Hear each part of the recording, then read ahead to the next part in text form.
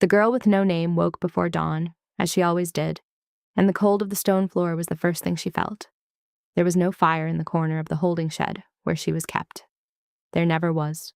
The pack of Blackhollow believed that warmth softened a thing meant to be hardened, and the elders of the pack had decided long ago that she was a thing, not a wolf, not a woman, not even an omega in the proper sense, because the proper sense required a wolf inside the body and she had none. She did not remember her parents. She did not remember the place she had come from. She had been told when she was small enough to ask such questions that she had been found wandering at the pack's borders during a winter very much like the one that was now beginning. A scout had brought her in.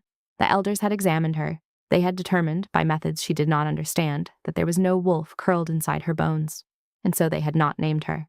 To name a thing was to give it a place in the pack, and the Blackhollow elders had refused her any place at all. She was given a number on a slip of bark, and that was all. The number was 47. She had carried that number through every year of her life. She had answered to it when the kitchen masters called her to scrub the floors of the great hall.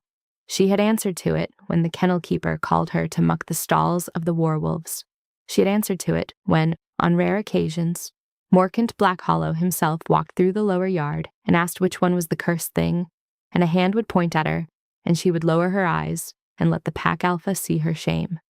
Today she was 19 years old. By the count she had kept on the inside wall of the holding shed with bits of charcoal from the kitchen fires. She did not know if it was her real birthday. She had simply chosen a day, the day of the first hard frost, and counted forward from it each year. 19 marks. 19 winters. And this winter, the elders had decided, would be her last in the pack. She heard the bolt slide on the outside of the shed door. The hinges creaked. The light that came through was the bruised purple of a sky that had not yet decided to be morning. 2 pack guards stood there with their breath fogging the air, and one of them said, "Get up! The council is waiting." She rose from the corner where she had slept on a pile of hay. She wore a long shift of undyed wool that had been mended so many times it was more patches than fabric. Her feet were bare. The wool blanket that the kennel keeper had once given her, on a day when his pity had outweighed his obedience, was wrapped around her shoulders.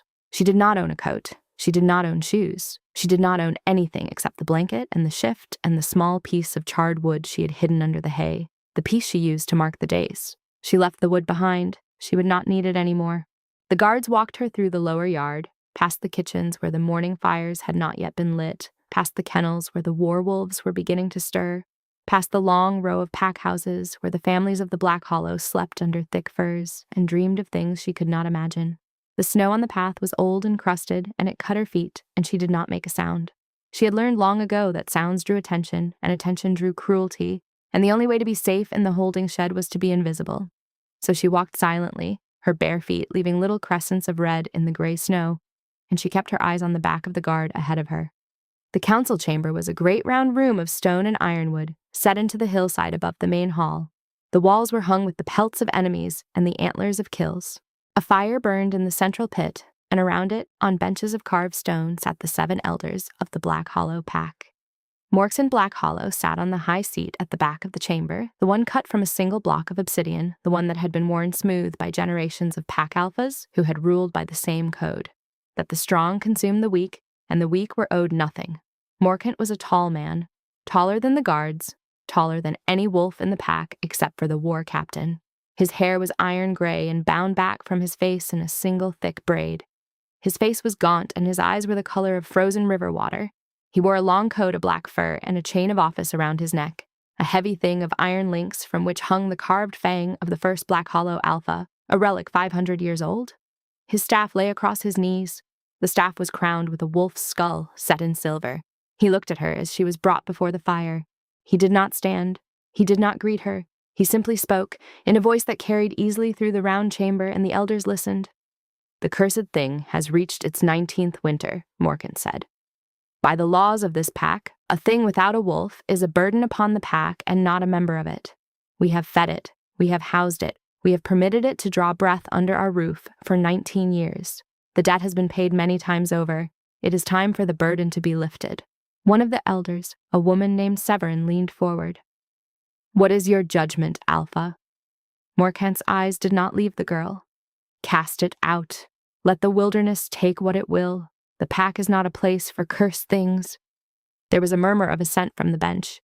The girl with no name stood very still in front of the fire and felt something rise inside her chest, something that was not fear and not anger, but a strange, calm clarity, the kind of calm that comes when a thing one has dreaded for a long time is finally arriving and there is nothing left to do but face it. She lifted her eyes, slowly, and she looked at Morcant Blackhollow for the first time in her 19 years without lowering her gaze. He saw it. He saw the look, and his frozen river eyes narrowed, and he gripped his staff, and his lip curled. "It still has the audacity to look at me," he said, "even now." Severin stood. "Shall we whip it before we cast it out, Alpha?" "No." Morcant's voice was almost weary. "We will not waste a single lash on it. Take it to the eastern gate. Take the blanket from its shoulders. Send it into the snow. The cold will do what we have decided not to." The guards moved. One of them yanked the wool blanket from her shoulders, and the cold of the chamber rushed in to replace it. Her bare arms prickled. Her bare feet curled against the cold stone floor. She did not flinch. She did not lower her eyes. She stood in the round chamber in nothing but the patched, undyed shift, with her dark hair falling around her shoulders and her hands at her sides, and she looked at Morcant Blackhollow as if she were memorizing him, as if she were taking him with her into the snow, as if her last act in this pack would be to know exactly what kind of man had cast her out so that she could carry the knowledge forward into whatever came next. "Take it," Morcant said. The guards walked her from the chamber. She did not look back.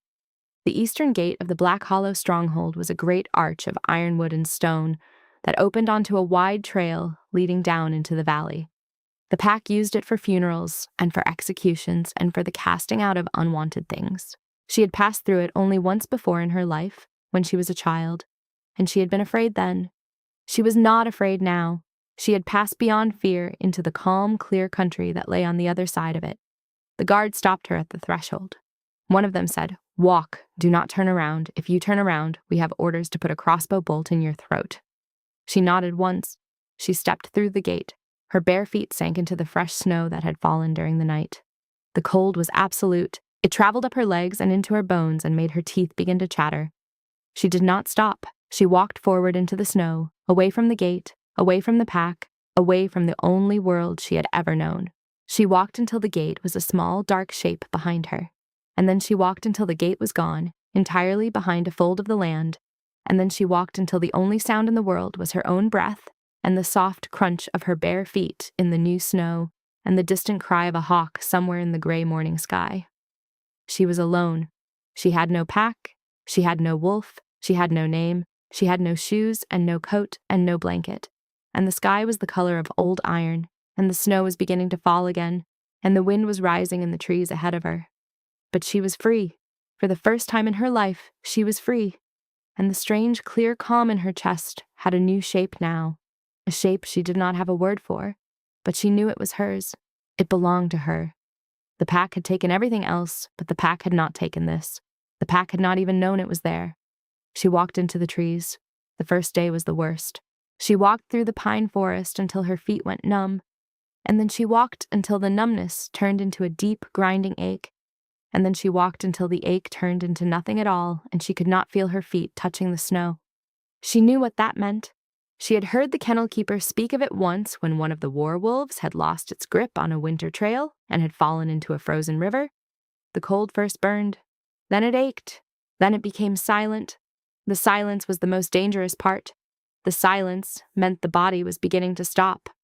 She stopped beneath a great pine and tore strips of bark from its trunk.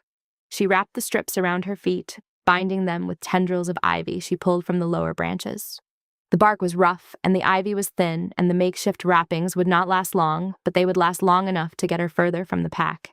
She had known, in some part of her mind that had been planning for this day for years, without ever telling her about it, that the only thing that mattered in the first hours was distance. Distance from the pack, distance from the men with crossbows at the eastern gate, distance from the trail they would expect her to take. She did not take the trail.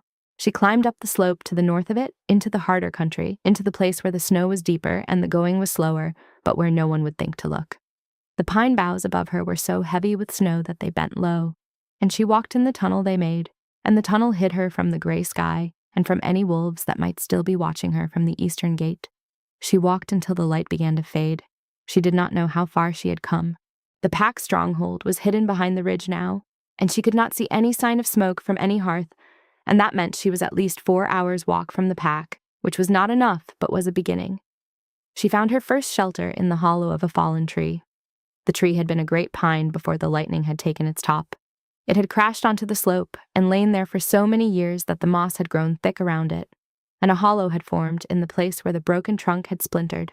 She crawled into the hollow. She pulled handfuls of dead pine needles around her body. She pulled the worn fabric of her shift down over her knees as far as it would go. She tucked her bark-wrapped feet up against her thighs, and she waited for the dark. She did not sleep that first night. The cold was too deep, and the fear of moving in her sleep and dying without knowing it was too sharp. She sat in the hollow with her arms around her knees, and she watched the dark through the gap in the broken wood, and she counted her breaths to keep herself awake. When the count reached 1,000, she started over. When it reached 1,000 again, she started over. The night was very long. She heard owls. She heard once the distant call of wolves, and she did not know if they were the wolves of her old pack hunting her or some other wolves living in the deep wood. But she stayed very still, and she did not breathe loudly until the calling stopped. When the gray light came through the gap, she moved. The second day she walked north and east, and she found a stream. She broke the thin ice with the heel of her hand and drank from the cold water beneath. The water hurt her teeth and her throat, but she drank as much as she could. Then she walked along the stream because she remembered the kitchen masters saying that water led to safer country. She did not know if it was true. She walked anyway. She found a clutch of frozen rose hips on a bramble at the stream's edge and ate every one with numb fingers, and they were her first food in 2 days. By the 4th day, she had built a small bow. She had watched, over the years, the boys of the pack learning archery in the lower yard, and the watching had stored itself in some quiet part of her mind. Now it came back to her. She stripped a length of springwood from a young birch and bent it. She found a tendril of dried sinew on the body of a frozen rabbit in the lee of a great rock, a creature already dead from the cold, and she used the rabbit's sinew for her bowstring and the rabbit's body for food. She cooked the meat over a small fire she built with a striker stone, and the fire was the first warmth she had felt in 4 days, and she wept silently into her hands as the heat reached her face. She built her arrows that night from willow shoots fletched with the rabbit's fur. By the 7th day, she had killed her first hare, and on the 8th day, she found a small cave that opened into the side of a granite ridge, and she made the cave her shelter. The cave was perhaps the size of the council chamber she had stood in 9 days before, but the ceiling was low and the entrance was small, and that made it warm. She built a fire ring near the entrance. She made a bed of pine boughs at the back. She hung the skins of the rabbit and the hare to dry against the wall.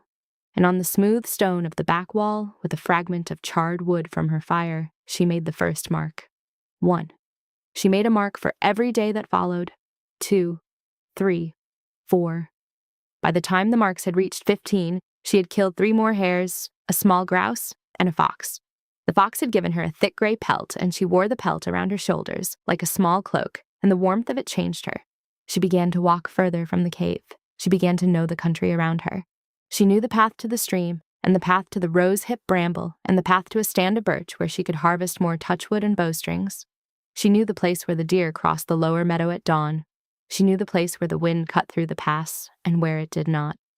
She was beginning to belong to the country, and the country was beginning to belong to her. By the 20th mark on the wall, she had a pair of crude shoes. She had made them from the skin of the fox and the strips of bark from her first day, and they were ugly and they smelled, but they kept her feet warm and they did not cut. By the 25th mark, she had a tunic of pieced-together rabbit skins that she wore over her undyed shift. By the 30th mark, she had begun to talk to herself, in a low, quiet voice, the way the kitchen masters had talked to themselves in the pack when they were working alone in the dark hours before dawn. The talking was a comfort. The talking was a way of saying that she was still here, that she existed, that there was a person inside her body to whom she could speak. She did not call herself by the number anymore. She did not call herself anything. The number had belonged to the pack, and the pack was no longer hers, and she had no other name to take its place. So when she spoke to herself, she said only you. You should fetch water before the snow comes back. You should set a snare in the hollow tomorrow. You will be all right tonight if you keep the fire small. The blizzard came on the 38th day. She had felt it coming. The wind had changed direction in the morning, and the gray of the sky had thickened, and the air had gone still in that particular way that meant a great storm was building somewhere over the mountains. She had spent the morning gathering wood, more wood than she usually gathered, and she had stacked it inside the cave entrance. She had hauled in the snares and the bow and the dried meat. She had built up the fire ring with extra stones. She had done everything she knew how to do. It was not enough. The blizzard hit at twilight, and it was the worst she had ever known. The wind came in waves that hammered the side of the granite ridge. The snow did not fall. It flew, sideways, in sheets, in walls. The temperature dropped so far that the inside of the cave was cold even with the fire burning, and she had to push herself into the corner farthest from the entrance and pile every skin she owned around her body and breathe through the fox pelt to warm the air before it reached her lungs. The fire kept guttering. The wind reached around the curve of the cave entrance and grabbed at the flames and tried to pull them away. She fed the fire constantly. She held the small bow she had made, and she hugged it to her chest the way a child would hug a doll, because the bow was hers. The bow was a thing she had made. The bow was proof that she was someone. The blizzard lasted 3 days. When she crawled out of the cave on the 4th morning, the world was changed. The snow had buried the lower trees up to their middle branches. Her snare lines were gone. The stream was frozen solid all the way through. The deer trails were erased. She would have to begin again, learn the country again, find the food again. She did not have the strength. The fever came that night. It came in waves of heat that made her tear off the fox pelt, and waves of cold that made her grab it back. She lay on the bed of pine boughs at the back of the cave, and she watched the fire burn down to embers, and she did not have the strength to feed it. She thought, in the part of her mind that was still clear, that this was how it ended. Not the cold, not the wolves, not the men of Blackhollow. A small fever in a small cave on a granite ridge in the deep wood, and the cursed thing with no name would simply stop, and the snow would fall, and in the spring there would be a small pile of bones on a bed of pine boughs, and that would be the whole of her. She did not want to die. The realization came to her with the same strange clarity she had felt in the council chamber. She did not want to die. The pack had decided that she should die. The pack had cast her out for that purpose, and now, lying in the cave with the fever in her bones, she realized that she had spent the last 38 days refusing to do what the pack had decided. Every snare she had set, every fire she had built, every mark she had scratched on the wall of the cave had been a refusal. She had been refusing for 38 days, and she did not want to stop refusing. She crawled to the fire, she fed it the last of the dry pine, she lay back down, and she let the fever burn through her. And she did not let go of the small bow she had made. And in the dark of the cave, with the wind still howling outside and the embers throwing red light on the granite walls, she said aloud, for the first time in her life, the only true thing she knew about herself. "You are a person," she said. Her voice was hoarse. The words were strange in her mouth. "You are a person. You are here." She slept. When she woke, it was morning, and the fever was breaking, and she knew she was going to live. She did not know how long she had been in the cave with the fever. 3 days, perhaps. 4. The marks on the wall had not been added during the sickness, and she did not have the heart to guess at the count and put the wrong number down, and so she simply began counting again from the morning the fever broke and called that day one of the new count. She made the first mark very carefully, almost reverently, with a fresh piece of charred wood from the fire that had saved her. The next weeks taught her things she had not known a body could be taught. She learned the smell of a coming snowstorm from a clear, cold day. She learned which pine bark was sweet enough to chew. She learned the call of the gray jay that meant a fox was near, and to follow the call until she could find the fox's tracks, and from the tracks find a deer carcass and salvage the meat the fox had not yet eaten. She learned to be still. The pack had never let her be still. The wilderness gave her stillness back. There were long hours when there was nothing to do but sit by the fire in the cave and listen to the wind, and in those hours she found that her mind was not empty.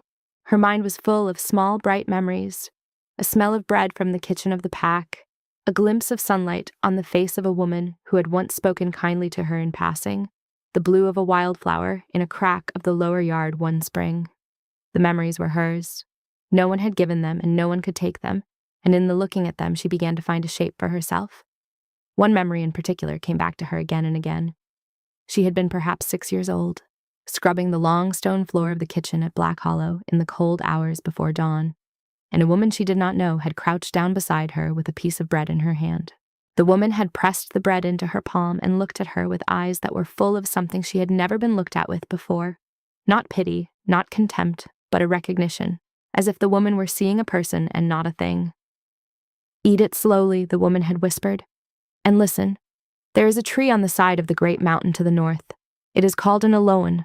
The winters cannot kill it. The wind cannot break it. It grows where nothing should grow because it does not know it is not allowed. Do you understand me, little one?"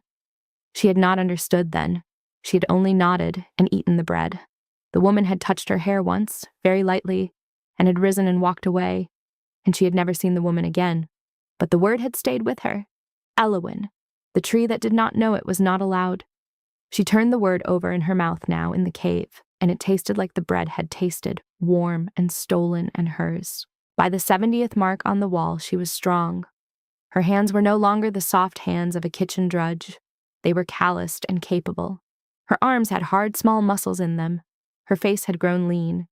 The shadows of fear that had lived under her eyes for 19 years were beginning to fade, and in their place there was something she could see, sometimes, in the still surface of the stream when she went to drink.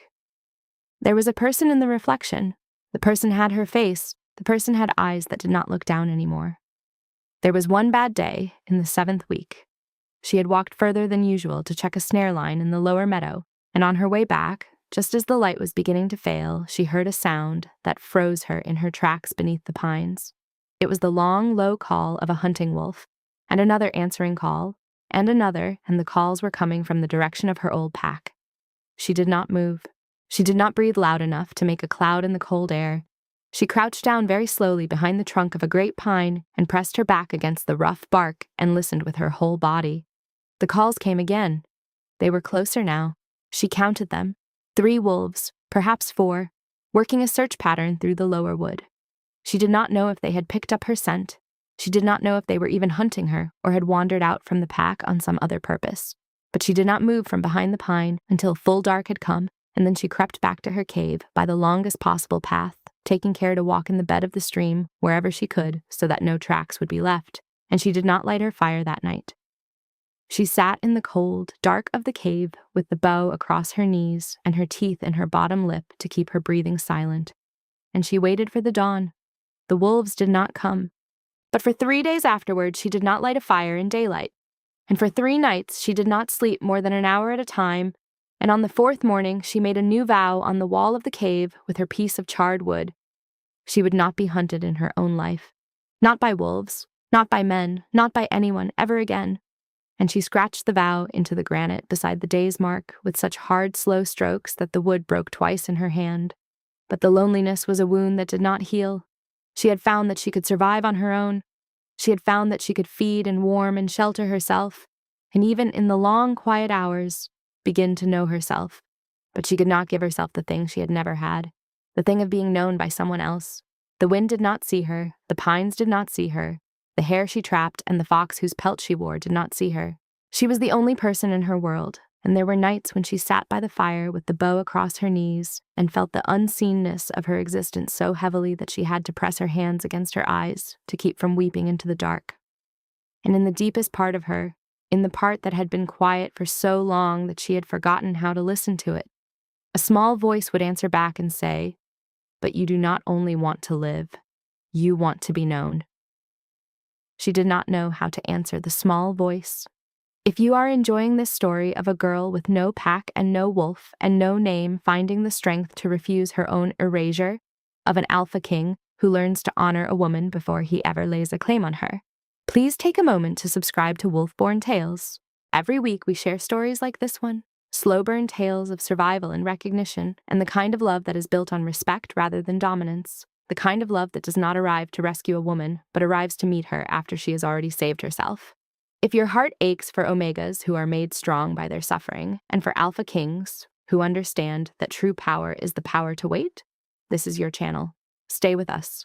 The best part of her story is still to come. On the 83rd morning of her count from the fever, when the snow was beginning to soften under the first thin sun of the new season, and she was kneeling by the stream to break the ice for water, she looked up and saw the wolves on the ridge above her.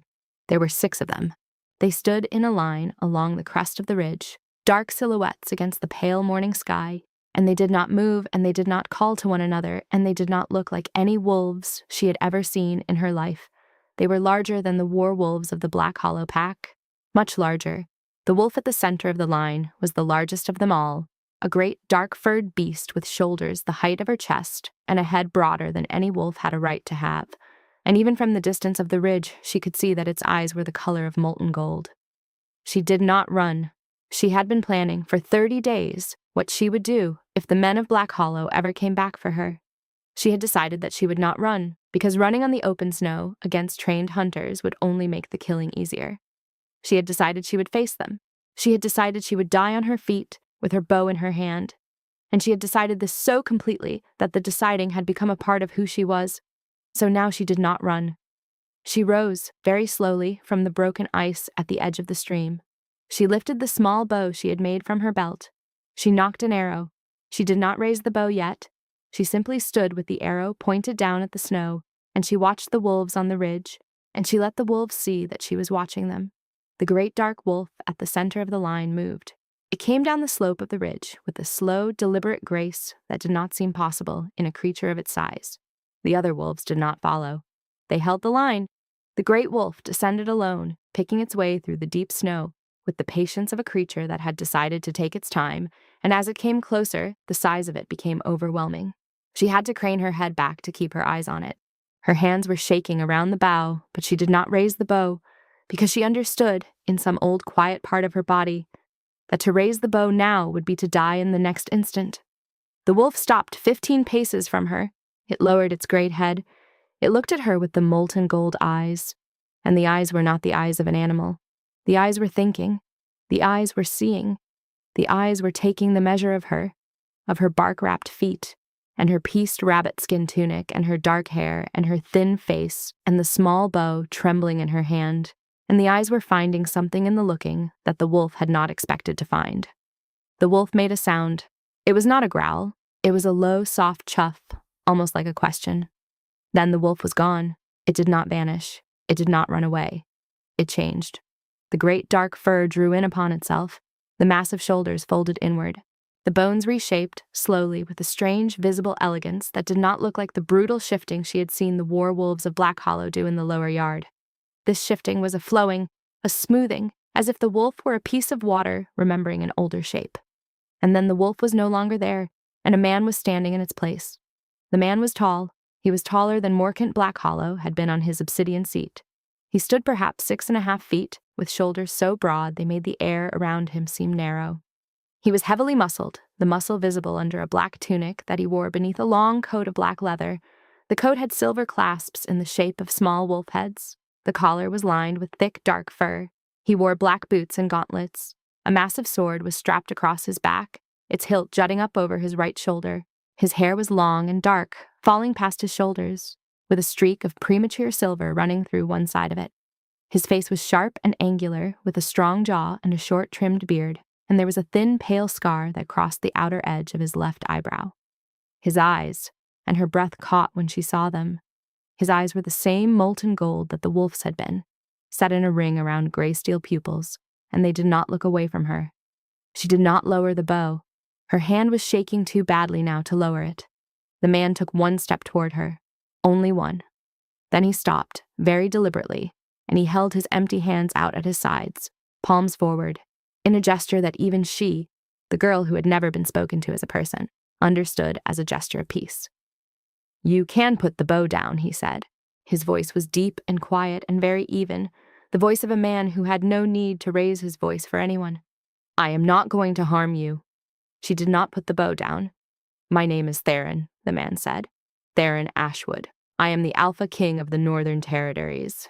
My patrol is on the ridge behind me. We were tracking a different scent, and we came across yours instead. I know you do not know me, and I know you have no reason to trust me.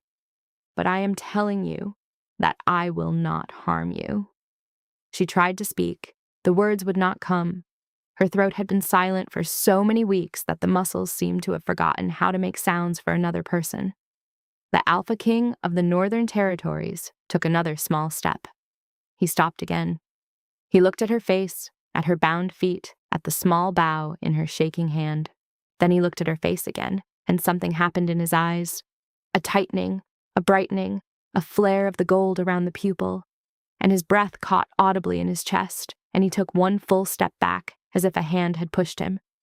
She did not understand the look. She would understand it later. She would learn that the look was the look of an alpha discovering his mate, the look of a wolf inside a man recognizing the only person in the world who would ever be the right person, the look that came once in a wolf's life and never came again. But she did not know any of that now. She only saw the gold flare and the breath catch and the step backward, and she was confused by the shape of his confusion. He recovered quickly. He spoke again, and his voice was even more careful now, more patient, as if he were speaking to a creature that might bolt at any sound. "I am going to come closer," he said. "I am going to take off my coat. I am going to set it on the snow between us. Then I am going to step back. You can take the coat or you can leave it. I am not going to come past where I set the coat down. Do you understand?" She nodded. The nodding was barely emotion. He saw it. He came forward. He undid the silver wolf head clasps of his long black leather coat. He shrugged the coat off his shoulders and laid it across the snow at the midpoint between them, smoothing it once with his palm. Then he stepped back, slowly, until the original distance was between them again, and he stood there in only the black tunic and the gauntlets and the sword across his back, and the cold did not seem to touch him. She looked at the coat.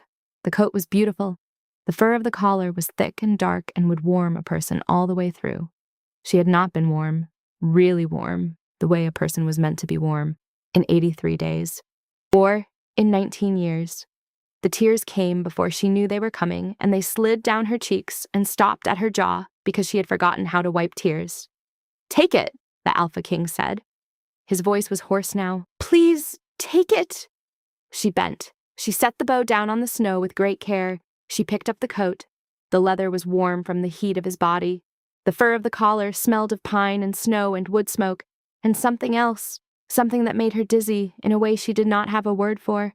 She put the coat around her shoulders. It was so large on her that the hem dragged in the snow, and the sleeves swallowed her hands, and the collar came up over her ears. She had never worn anything so warm in her life. The Alpha King watched her wear the coat. The gold around his pupils was burning so bright now that it seemed to throw small lights onto the snow at his feet. "What is your name?" he asked gently. She opened her mouth. She tried to find the answer. She did not have the answer. The pack had given her a number and the wilderness had given her none, and there was no name in her mouth to say. She closed her mouth. She shook her head, slowly, and the tears slid faster. "I have no name," she said. The words were a whisper. They were the first true sentence she had spoken to another person in 83 days, and they came out raw and breaking.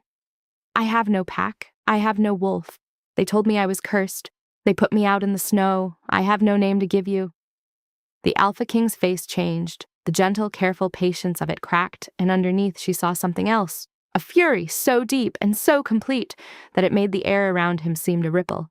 But the fury was not for her. The fury was for the people who had done this to her. She understood the difference, even though she had never seen the difference before. "You have a name," he said. His voice was very low. "You will have a name, and you will have a pack, and you will have a wolf, if you want one, though I do not believe for one breath that the people who told you you had none knew what they were looking at. Come with me out of the snow. Come with me to my fortress. You do not have to stay there. You do not have to do anything you do not choose. But come with me out of the snow first. Please." She looked at the man with the gold-ringed eyes and the long black coat now warm around her shoulders. She thought about the cave behind her on the granite ridge. She thought about the 83 marks on the wall and the small bow in the snow at her feet. She thought about the small voice in the deepest part of her that had said, "You want to be known." She thought very clearly that this man was looking at her. This man was seeing her. This man was the first person in 19 years who had looked at her face and said the word please. She bent and picked up her bow. She held it tight against her chest. She took one step toward the Alpha King, and then another, and then she walked the rest of the distance through the deep snow until she was standing 2 paces from him, and she stopped. "All right," she said, "I will come."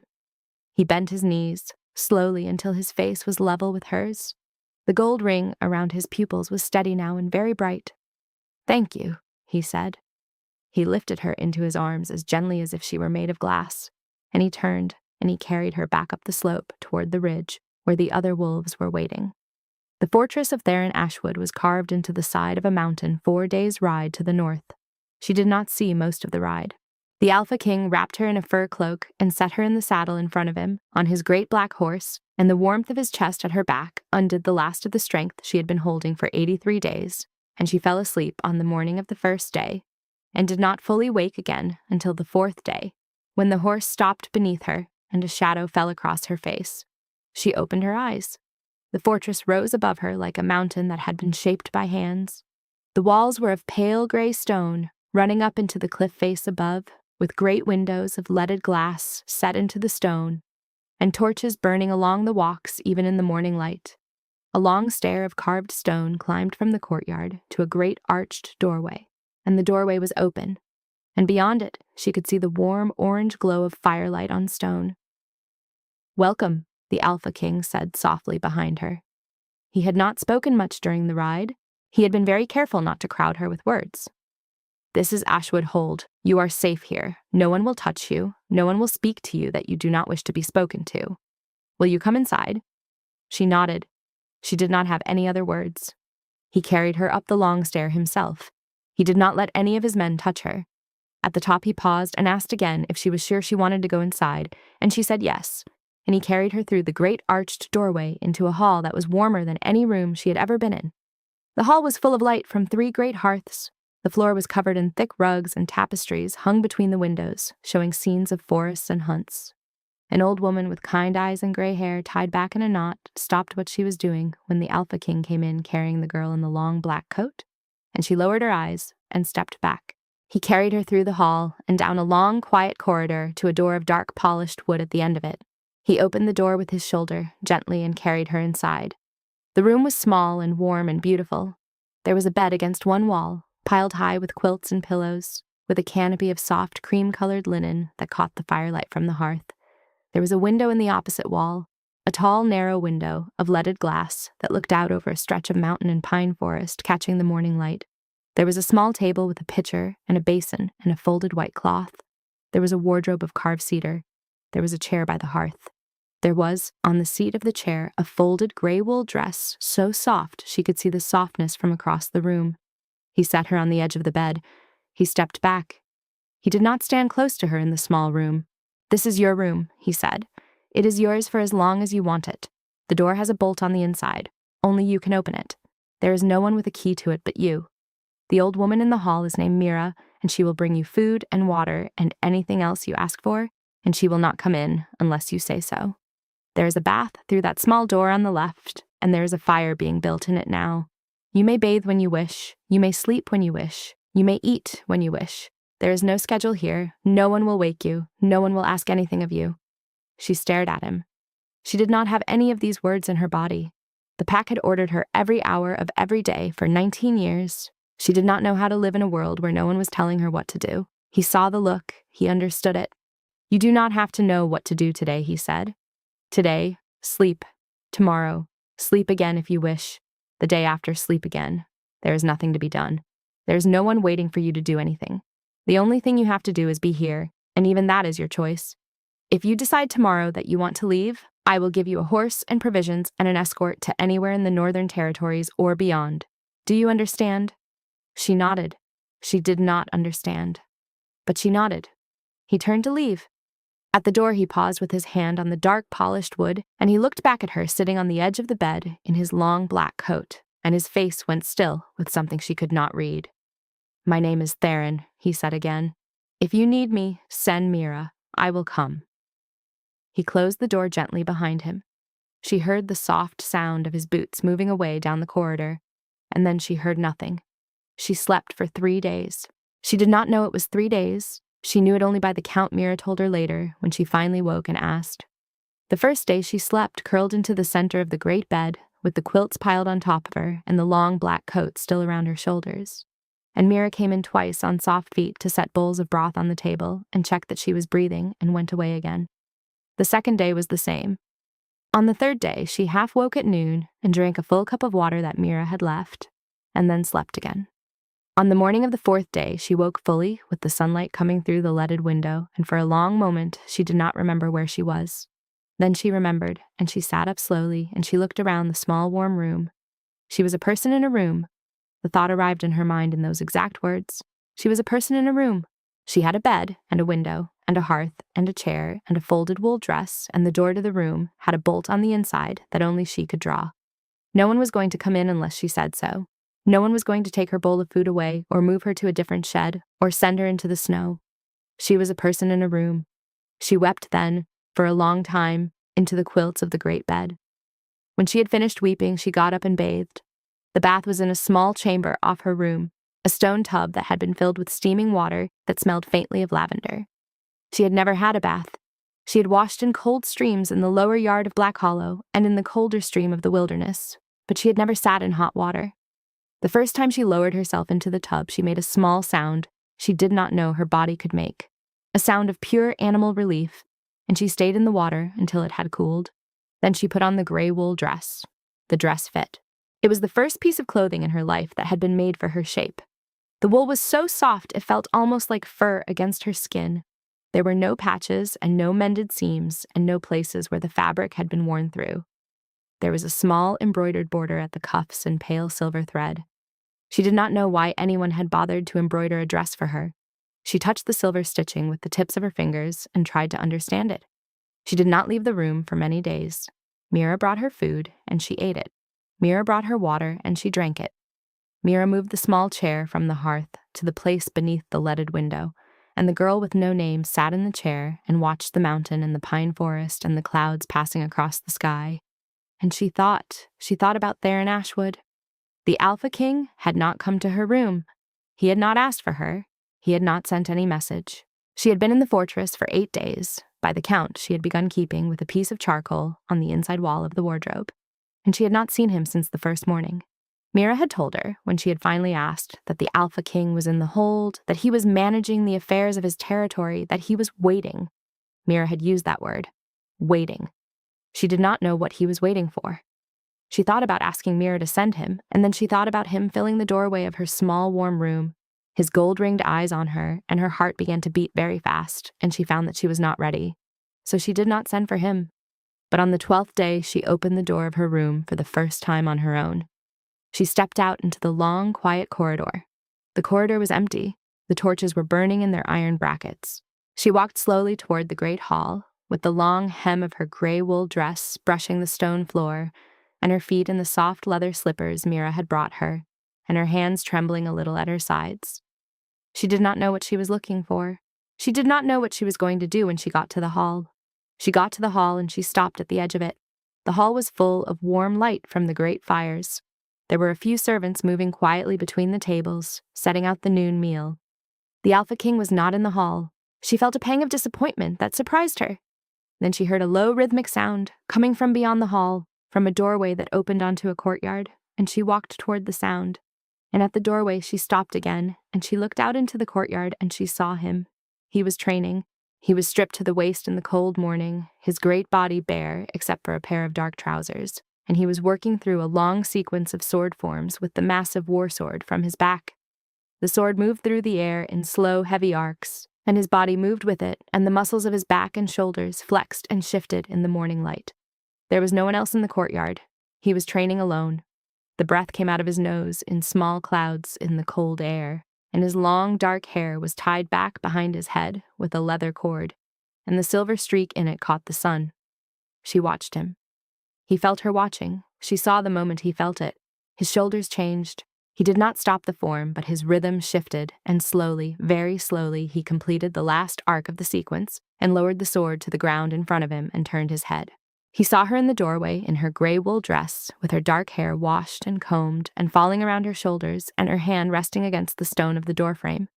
He saw her, and his face changed in a way she would remember for the rest of her life. The fierceness went out of it. The careful blankness went out of it. What was left was a kind of soft astonishment, as if he were looking at the morning sun for the first time. He set the sword down on the stones of the courtyard. He picked up a dark linen tunic from a bench and pulled it on over his head. He walked toward her, slowly, with both his hands open at his sides as he had walked toward her in the snow. He stopped at the threshold of the doorway. He did not come into the hall. "Good morning," he said softly. "Good morning," she said. Her voice was steadier than it had been at the stream. The room and the bath and the long days of sleep had given her back her throat. He looked at her for a long moment. He did not seem to be able to find the next words. Finally, he said, "Have you been well?" She thought about the question. "I have been," she said. "Well?" "Yes." "Mira tells me you have not asked for anything." "I do not know what to ask for." He nodded slowly as if this was an answer he had been expecting. "You may ask for anything," he said. "Anything in the hold. If it is here, it is yours. If it is not here, I will send for it." She did not know what to say. The only thing she wanted in the world right now was to know why he had been waiting and what he was waiting for. And she did not know how to ask such a thing of an Alpha King in a courtyard with the cold sun on his bare shoulders. So she said the only true thing she could think of. "I wanted to see you," she said. He went very still. The gold ring around his pupils brightened, just a little. "Then you have," he said quietly. "And I have seen you. Will you walk with me a little? Just to the edge of the hall. We do not have to speak." She nodded. She crossed the threshold into the courtyard. He held out his elbow slowly, with the same patience he had shown in the snow. She put her small hand inside the bend of his arm, and the warmth of him went through the wool of her sleeve and into her bones. And they walked together in silence around the inside edge of the courtyard, while the sun climbed and the breath came out of them both in small clouds. It was the first walk of her life. She stayed in the hold through the rest of the winter. The walks became a ritual. Every morning after breakfast, she would meet him in the courtyard, and they would walk together around the inside edge of the wall, and slowly, day by day, she began to ask him questions. Small questions at first. The names of the mountains visible from the high windows, the names of the servants who worked in the hall, the names of the trees in the forest below the cliff. He answered every question with the same patient care, and he never asked any questions of her in return, except the smallest ones. Whether she was warm enough, whether she had eaten, whether she had slept well, and the not asking was its own kind of gift. She had spent her life being demanded of. Now she was being given to, and given to without expectation, and the giving was slowly remaking her. The first time she ate at the high table in the great hall, on the 14th night, she sat in the smaller carved chair beside Theron's great oak chair and stared down at the food set in front of her and could not bring herself to lift her hands. Mira had brought the dishes herself. There was roast venison glazed with honey and thyme, and a bowl of warm pearl barley with butter melting into it, and small soft rolls of fresh bread that smelled the way the kitchen of Blackhollow had smelled in the cold hours before dawn, and a cup of mulled wine that steamed in the firelight. She had never been served food. She had served food to others her whole life. The dish in front of her was hers. The plate was hers. No one was going to come and take it away. No one was going to count her bites and tell her she had eaten too much. The cup was hers. The bread was hers. She did not know how to begin. She felt Theron's eyes on her, without him turning his head, the gentle, steady weight of his attention. He did not say anything. He simply broke a roll of bread in his own great hands very slowly and very visibly, the way a person might break bread in front of a wild creature to show that bread could be eaten safely. Then he set half the roll down beside his plate and picked up his cup of wine and drank from it, slowly. He was showing her how. She watched. She picked up her own roll of bread. She tore off a small piece. She put it in her mouth. The taste of fresh, warm bread with butter on it broke something open in the center of her chest, and she ate the rest of the roll slowly. And then she ate the venison and the barley, and when she had finished her plate, Mira came and refilled it without a word, and she ate the second plate too. And Theron did not look at her once during the meal, except to break his own bread or refill his own cup, and she understood that this was a kindness so deep she did not yet have the words for it. She learned that she could read. Mira taught her in the afternoons, and the letters came quickly because she had an old quiet hunger for them. She learned that she could laugh. The laughter came out of her one afternoon when a kitchen cat jumped onto the back of a warhound and rode it across the cobblestones with its tail held high, and the sound that came out of her was so loud and unexpected that she clapped a hand over her mouth in shock, and Theron, who was beside her, laughed too. A deep, low laugh she had not heard from him before, and they laughed together. She learned that she had a voice, and her sentences grew longer in the long evenings by the great hearth, and her thoughts began to find their own shapes on her tongue. She did not know it, but every night after she retired to her room, the Alpha King went down to the lower courtyard alone and trained until his hands were bleeding. The wolf inside him was not content with the careful patience he was showing her in the daylight hours. The wolf inside him knew her. The wolf inside him had recognized its mate the morning he had stepped down from the ridge, and the wolf inside him wanted to claim her, mark her, fold her into himself, and the wolf inside him did not care that she was healing or that she had been brutalized for 19 years or that she needed time. The wolf inside him cared only that she was here and that she was his, and that the bond was burning in his chest like a banked coal that wanted air. He fought the wolf every hour of every day. He fought it hardest at night. He went to the courtyard with the war sword in his hand, and he drove himself through the long sword forms again and again until his shoulders ached and his palms split open against the leather grip and the cold air sang in his lungs. And he poured the wolf's hunger out into the slow, heavy arcs of the sword, and only when his body was exhausted enough to be quiet did he climb the long stair back to his own chambers and lie awake in the dark and listen to the silence at the other end of the corridor where she was sleeping and tell himself again that she would come to him in her own time, or she would not come at all, and that either of those was a thing he would accept. And in the third week of her walking in the courtyard, on a morning when the first thin shoots of green were beginning to push through the snow at the base of the southern wall, the horn of the gate sounded a warning call, and Theron's face went hard, and the war captain came running from the lower court with the news that a delegation from the Blackhollow pack was at the gate demanding the return of stolen property. She stood very still in the courtyard. The gray wool dress was around her, and the long black coat was on her shoulders against the morning chill, and her hand was inside the bend of Theron's arm. She did not move. "You do not have to be there," Theron said. His voice was very quiet. "I can deal with them in the hall, and you can stay in your room. You do not have to see him." She thought about it. She thought about Morcant Blackhollow on the obsidian seat in the council chamber with his frozen river eyes and the chain of office around his neck and the staff with the wolf skull set in silver. She thought about the cold of the council chamber stone under her bare feet. She thought about the eastern gate and the bare snow. She thought about the 83 marks on the wall of the cave, the fever and the bow and the words she had said into the dark. "You are a person. You are here." She turned her face up to Theron. "I will be there," she said. "I want him to see me." He looked at her for a long moment, and then he nodded, slowly, and he pressed his hand briefly over her hand inside the bend of his arm, and they walked together back into the hall to receive the delegation from the Blackhollow pack. The great hall of Ashwood Hold filled quickly. The war captain came in with 20 wolves at his back.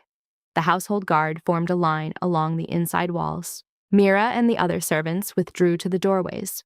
Theron took his seat, a great chair of carved oak at the high end of the hall, beside which stood a smaller chair that he had never told her was hers, but that she now understood was hers, and he gestured for her to sit. She sat. The gray wool dress fell around her ankles. Her hands rested on the wooden arms of the chair. Her face was very still. The doors of the hall opened, and Morcant Blackhollow walked in.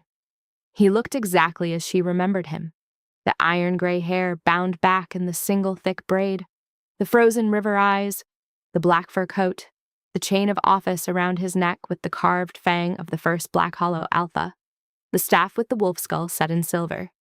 He had aged a little, perhaps, in the months since the council chamber. There were some new lines around his mouth, but he was still Morcant.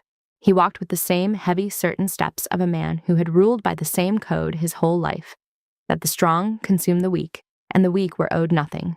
He had 3 of his elders with him and a small guard. They walked to the center of the hall and stopped before the high seat. Morcant inclined his head only the smallest fraction toward Theron. "Alpha King," he said, "I am Morcant of Blackhollow. I am here for property of my pack that has been taken into your hold without my consent. I require its return, that I may deal with it according to our laws." Theron did not move from his chair.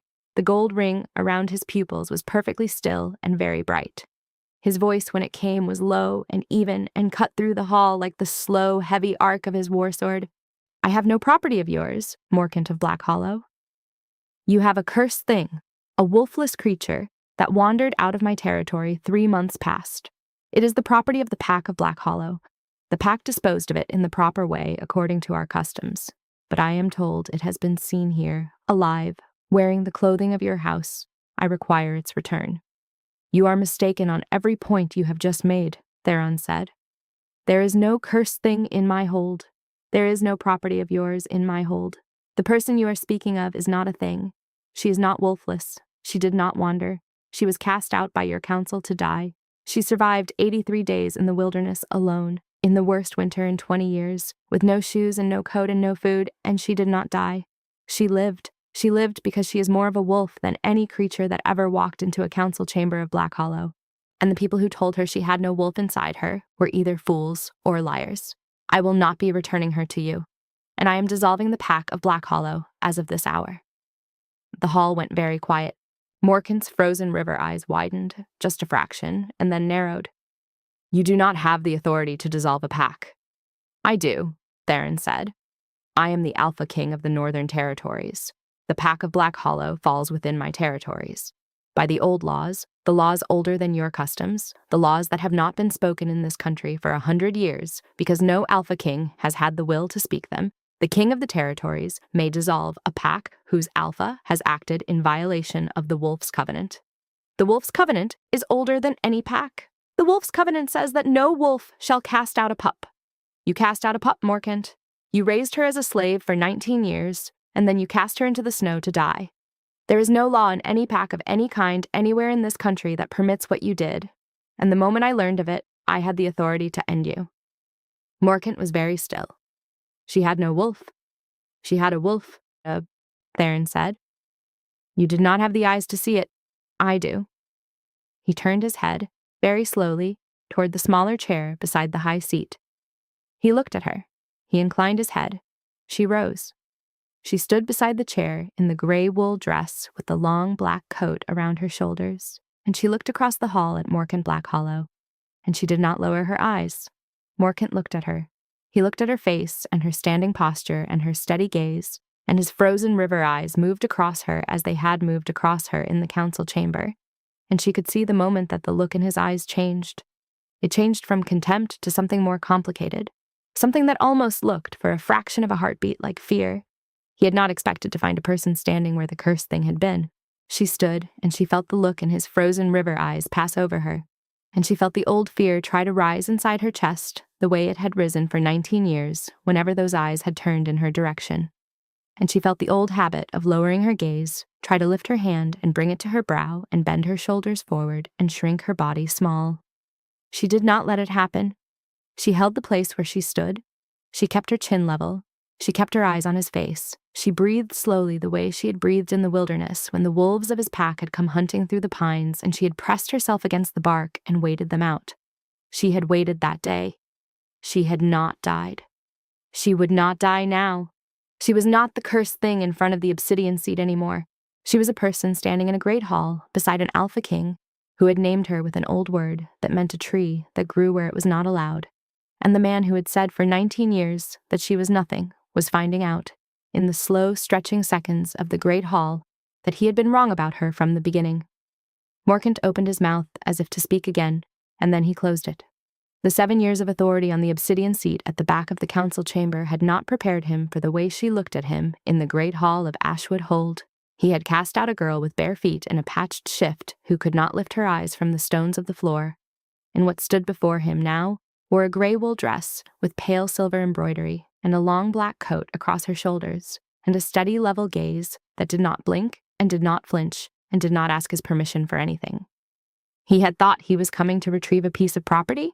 He was finding out, in the long silence of the great hall, that there had never been a piece of property to retrieve, and that the Wolf's Covenant which Theron had spoken of was not a piece of old law that Theron had dug up out of dusty books to give himself authority over Blackhollow. The Wolf's Covenant was a thing that lived inside her standing posture and her unblinking gaze, and it was older than Morcant, and older than Blackhollow, and older than every cruelty that any pack had ever named lawful, and it was looking back at him through the eyes of the girl he had thrown into the snow. Theron rose then, and he walked the length of the hall in slow, heavy strides, and he lifted the chain of office from Morcant's neck without breaking eye contact, and the chain came away with a sound like judgment falling, and Theron held it up in the firelight of the great hall and let everyone see it for one long moment. And then he let it drop to the stone floor at Morcant's feet. "Get out of my hold," the Alpha King said. "Walk back to Blackhollow on your own feet. Tell your elders that the pack of Blackhollow is no more. The territory will be divided among my northern packs by the end of the spring. Anyone in your former pack who wishes to leave it and join another may do so freely. Anyone who is found enforcing your laws will be answerable to me. Go." Morcant went. He turned without speaking and walked the length of the great hall, and his elders followed, and the chain of office lay where it had fallen on the stone floor, and the fang of the first Blackhollow Alpha caught the firelight one last time before the great doors closed behind them. She stood beside the high seat and watched the doors close. She did not move. She did not weep. She did not do anything except breathe slowly and feel the place inside her chest, where, for 19 years, there had been a knot of waiting fear that she had not even known was there, slowly come undone. The spring came quickly that year. Within 2 weeks, the snow on the lower slopes had melted, and within 3 weeks, the first wildflowers were pushing through the dark earth in the sheltered gardens at the base of the southern wall. Mira showed her the gardens on a morning when the sky was the deep blue that comes only at the edge of true spring, and she walked through the garden paths in her gray wool dress and ran her hand along the tops of the small green shoots and felt the cool earth and the warming sun, and a thing inside her that had been frozen for 19 years began to bloom along with the garden. She walked in the garden every morning after that. Theron walked with her sometimes. He did not always walk with her.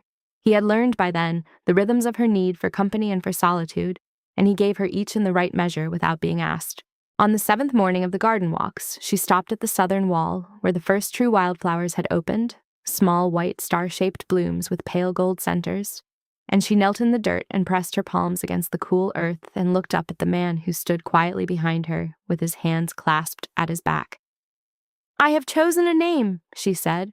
His face went very still. "Yes?" "Elowyn. There was a woman in the kitchens at Blackhollow who was kind to me once when I was small. She gave me a piece of bread, and she told me a story about a tree that grew on the side of a mountain and could not be killed by any winter. She said the tree was called an Elowyn. I think the story was not quite true, but the word stayed with me. I would like to be called Elowyn." "Elowyn," he said. He said it as if he were learning a prayer. "Elowyn. And I would like a pack," she said, "if I am allowed to choose one. I would like to be of yours." He did not answer at once. The gold ring around his pupils flared, just a little, in the spring sun. He knelt slowly in the dirt of the garden until his face was level with hers, and he looked at her for a long moment. "You are already of my pack," he said. "From the morning I lifted you out of the snow. You have always been welcome to choose any pack you wished, but you were of mine the moment you put on my coat. There is one more thing, Elowyn. There is a thing I have not spoken of to you, because I did not want it to be a weight on your choices. You have the right to know it now." "I know," she said softly. "You know. I have known for some weeks. I did not have the words, the bond, the mate bond, the thing in your eyes the morning you found me. I know." He let out a long, slow breath. "And what do you want?" Elowyn of Ashwood, who came out of the snow with no name and a small bow. She lifted her hand from the cool earth of the garden. She held it out to him.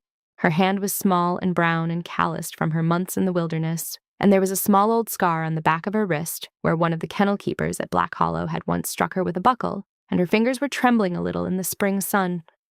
"I want the bond," she said. "I choose the bond, not because I must, not because I owe you my life, not because the wolf inside you knows me. I choose the bond because I want it, because I want to be known the rest of my days by the only person who has ever looked at my face and seen me. I choose you, Theron Ashwood, of my own will, with my whole self, with every breath I have left to give." He took her hand. He held it as if it were a small bird. He drew her up to her feet in the garden among the white starflowers, and the sun was on both of their faces, and the whole hold seemed to be holding its breath at the edges of the garden walls. "Then come," he said. "There is a place we go for this. The witnesses are waiting. They have been waiting since the day I brought you here." He led her by the hand along the garden path to a small open court at the eastern side of the hold, where a circle of pale stones had been laid into the earth. The household had assembled around the circle: Mira, the war captain, the servants she had come to know, the wolves of the patrol that had found her in the snow. Theron led her into the center of the circle. He turned to face her. "In the old way," he said, "the Alpha asks the Omega-3 things, and the Omega chooses 3 times. Will you bear the mark of my pack on your throat for as long as you live?" "I will." "Will you wear my name beside your own, and walk beside me in this hold and beyond it as my equal?" "I will." "Will you let me know you and be known by you for as long as we both draw breath?" "I will." He bent his head. Her heart was beating very fast, and she was not afraid. She tilted her head to the side, baring the long line of her throat, and she felt his lips against her skin, and then the brief, sharp pressure of his teeth, careful and reverent and brief, and a warmth bloomed under the skin and spread through her body in a wave that she felt all the way to her fingertips. When he straightened, his eyes were burning with the gold ring, brighter than she had ever seen it. "Now you," he said softly. She rose on the tips of her toes. He bent his head down for her. She placed her own teeth against the strong column of his throat, and she pressed gently. And the heat of him went through her, and she felt his great body shudder beneath her small hands. When she drew back, the golden light came. It was not quite light. It was something that the eyes saw and the body felt at the same time. It rose from the place where her hand rested against his chest, and it rose from the place where his hand rested against the small of her back, and it spread out through the spring garden in slow, soft waves until the white star flowers seemed to be glowing from within, until the witnesses around the circle were bathed in the golden glow, until even the high stones of the hold above them caught the light and held it. And in the deepest part of her, in the place where the small voice had been, something stirred. Something that had been there all along, sleeping under 19 years of cold and contempt, finally felt safe enough to open its eyes. A wolf. Her wolf. Small and silver and watching. It rose to its feet inside her chest, the way a wolf rises from a long, cold sleep, slowly, carefully, as if it could not quite believe the warmth it felt around itself was real. It stretched its long forelegs and arched its silver back and shook out its silver fur, and it lifted its small, narrow head and breathed in the air of the spring garden through her own breath, and its eyes were the same hazel with gold flecks as her own eyes. And it knew her, and she knew it. And the meeting between them was so quiet and so old and so right that there were no words inside her for what it was. There was only the recognition. There was only the homecoming. There was only the small silver wolf inside her chest, curling its body around the place where the cold had lived for 19 years, and laying its head down on its own paws, and looking up at her with patient eyes that said, "I have been waiting for you. I have been waiting for you to be safe. You are safe now. We can begin." And around them the golden light of the bonding held the spring garden in its slow, soft waves, and the white star flowers glowed from within, and the witnesses held their breath. And the Alpha King of the Northern Territories felt the small silver wolf wake inside the woman in his arms, and his own great dark wolf rose up inside him to greet her wolf with the slow, respectful bow of one wild thing acknowledging another. And the two wolves stood together inside the bonded pair the way Theron and Elowyn stood together in the garden. And the covenant that was older than any pack closed gently around the four of them and made them one. She looked up at Theron through the golden light, and she smiled. And the wolf inside her smiled too, and the spring garden held them in its quiet warmth. And they were home. She had no pack. She had no wolf. She had no name. He had given her all three.